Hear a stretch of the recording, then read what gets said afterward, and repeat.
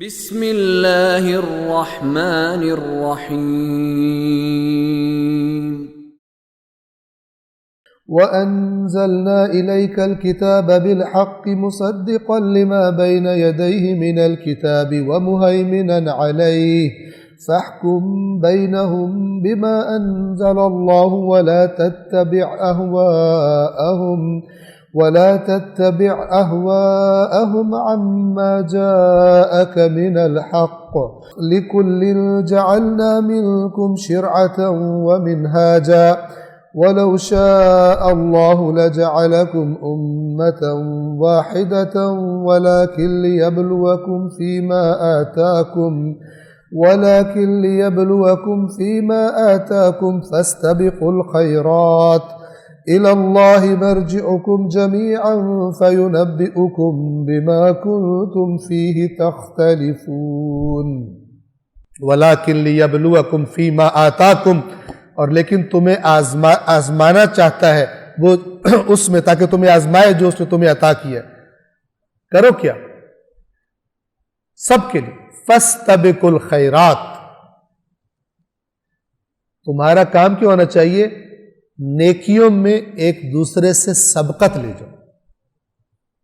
یہ تمہارا مزاج ہونا چاہیے. دنیا میں مال و دولت کے مقابلوں میں اور مال دکھانے کے اور اس نے یوں گھر بنایا میں یہ بناؤں گا, اس نے یوں فنکشن کیا تھا میں فنکشن کروں گا, تب اسے پتا چل. ان مقابلوں میں نہیں. فاستبقوا الخیرات. نیکیوں میں ان کو میرا دوست مثلا غریبوں کی مدد کرتا ہے میں زیادہ کروں گا, دکھانے کے لیے نہیں, خدا کے لیے. فاستبقوا الخیرات. یہ ظاہروں کے پیچھے نہ پڑو.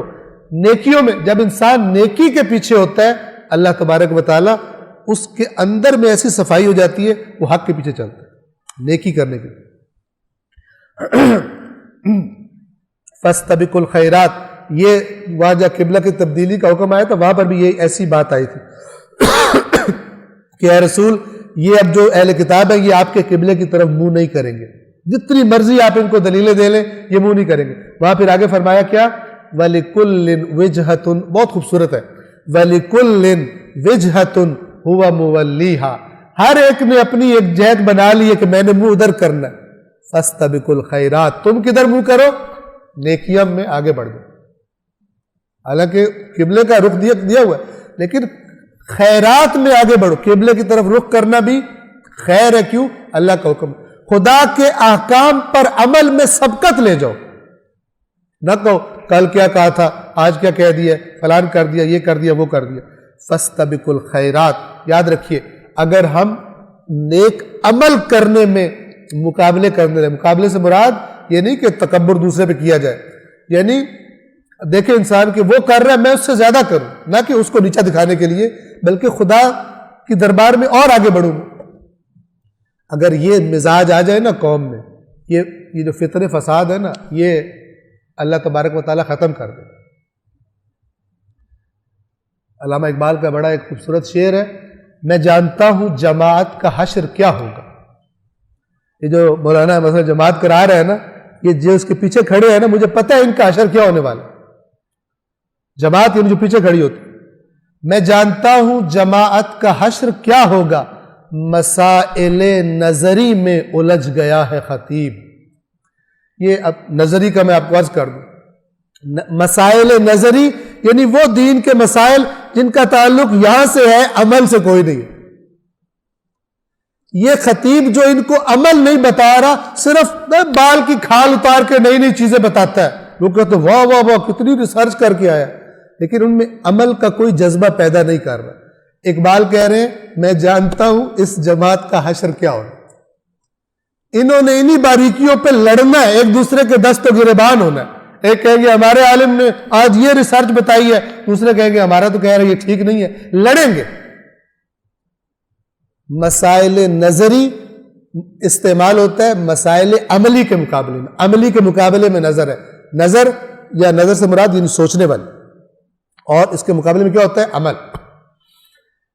اقبال یہ کہنا چاہتے ہیں کہ یہ خطیب کہ جن کی تقریروں میں باریکیاں تو بہت ہیں, لفاظیاں تو بہت ہیں, عمل کی ترغیب نہیں ہے قوم کو. اس قوم کا حشر کیا ہونے والا ہے اقبال کو پتہ ہے. انہوں نے کچھ نہیں کرنا، ان کو ٹھنڈا ٹیکا لگا دیا گیا ہے. ان کی پھر میں بار بار کہتا ہوں، ان کو ہمیں تو جنت ملی ہوئی ہے، ہم کیوں جا کے گرمی برداشت کریں، ہم کیوں باہر نکلیں، ہمارا دماغ خراب ہے. جب جنت ہی تو جانا ہے نا، وہ تو ہماری کنفرم ہے، وہ تو ہمیں مل گئی، وہ تو کنفرم ہو گئی، تو ممکن ہی میں نہ جاؤں، پھر میں کیوں کام کروں. آپ قرآن میں دیکھیں کس کی جنت کنفرم کرتا ہے قرآن، اور یہ سوال ہی پیدا نہیں ہوتا قرآن کوئی اور بات کرے جنت کے بارے میں اور اہل بیت کوئی اور بات کرے جنت. ممکن ہی نہیں ہے، محال ہے، ورنہ جدائی ہو جائے گی قرآن اور اہل بیت، اور یہ جدائی نہیں ہو سکتی. آپ قرآن پڑھیں، پھر اگر اہل بیت کے نام پہ کوئی بات جو آپ کو آپ کی عقل بتائے گی بھائی یہ قرآن میں یہ لکھا ہو یہ کیا بات ہے، آپ کی عقل نہیں قبول کرے گی، لیکن اگر قرآن یہاں بیٹھا ہوگا تب، ورنہ آپ نعرے ماریں گے. جنت کی ٹکٹ ملے گی تو کیا کریں گے، اچھل اچھل کے نعرے ماریں گے اور گھر آ کے کہیں گے جنت تو آج کنفرم کر کے آئے، اپنی بھی اور اپنے سارے خاندان کی. قرآن میں ایسے نہیں ملتی. فاستبقوا الخیرات، خیرات میں سبقت لے جاؤ ایک دوسرے پر، نیک اعمال میں سبقت لے جاؤ ایک دوسرے پر. الی اللہ مرجعکم جمیعا، تم سب کے لوٹنے کی جگہ تو اللہ ہی کی طرف، وہ تمہیں بتائے گا ٹھیک کون تھا اور غلط کون تھا. ابھی بہانے بنا لو. فَيُنَبِّئُكُمْ، نبأ سے ایک دفعہ ہوتا ہے یخبرکم، تمہیں خبر دے گا، ایک ہے یُنَبِّئُكُمْ، بڑی خبر دے گا، یعنی تمہارے چھکے چھوٹ جائیں گے جب خدا تمہیں بتائے گا تم نے کیا کیا وہاں پر، بڑی خبر. فَيُنَبِّئُكُمْ، وہ تمہیں اصل خبر دے گا، بِمَا كُنْتُمْ فِيهِ تَخْتَلِفُونَ، جن باتوں میں تم اختلاف کیا کرتے تھے. خدا تمہیں بتائے گا کہ تم جو اختلاف کیے تھے حقیقت کیا تھی. اور یاد رکھیے وہ جو خدا بتائے گا نا وہ یہی ہوگا جو قرآن میں لکھا ہوگا، یہ چینج نہیں ہوگا. خدا کہے گا میں نے تمہیں کہا تھا فرقے نہ بنو، تمہیں کیا بیماری ہوئی تھی، تم میں سے ہر ایک کو مسلک پیارا لگتا تھا، امت پیاری نہیں لگتی. تم نے قرآن میں نہیں پڑھا کہ میں نے اپنے رسول سے کہا کہ جن کو دین کو ٹکڑے کرنے کا شوق ہے، گروپ بننے کا شوق ہے، اے رسول تیرا ان سے کوئی تعلق نہیں. آج دیکھ لو میرے رسول کا تم سے کوئی تعلق نہیں. اس وقت پھر شفاعت کا لالی پاپ بھول جائے گا. یہاں کے عمل کے نتیجے وہاں نکلیں گے. جس کو قرآن کہہ رہے جس کو فرقہ بننے کا شوق ہے، اے رسول لست منہم فی شیء، آپ کا ان سے کوئی تعلق ہی نہیں ہے، نہ یہاں نہ وہاں. لہذا جو اس فکر میں نہیں ہے، جو تکلیف میں نہیں ہے کہ کیوں ٹکڑے ٹکڑے ہوئی ہے امت، کیسے جوڑا جائے اس امت کو، جو نمک مرچے مسالے لگا لگا کے لڑانے والی باتیں کرتا ہے، لست منہم فی شیء، تیرا کوئی تعلق ہی نہیں. اور ہر مسلک کے مولوی جو ایسے بارود والے خطابات کرتے ہیں، لڑائیوں والے، نفرتوں والے، زیادہ انہی کو لوگ پیار کرتے ہیں. سمجھتے ہیں یہ بڑا مخلص ہے ہمارے مسلک کا، اور جو بیچارہ کہے تھوڑا اطاعت کر لو کہتے نہیں یہ بے ایمان ہے. حالانکہ حکم قرآن ہے اتنا خطرناک، اے رسول تیرا اس سے تعلق نہیں جس کو ٹکڑوں کا شوق اس امت کا.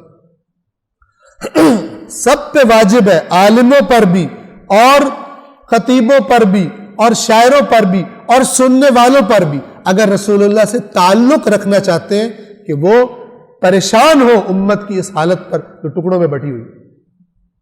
یہ قرآن کا فتویٰ ہے، جیسے کوئی بڑا سے بڑا مفتی کوئی اس کو تبدیل نہیں کر سکتا، اور جس کو یہ پتہ نہیں ہے وہ جاہل ہے،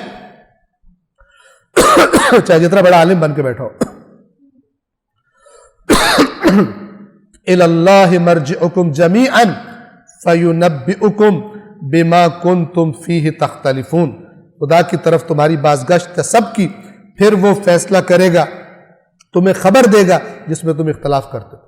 اللہ العلی العظیم.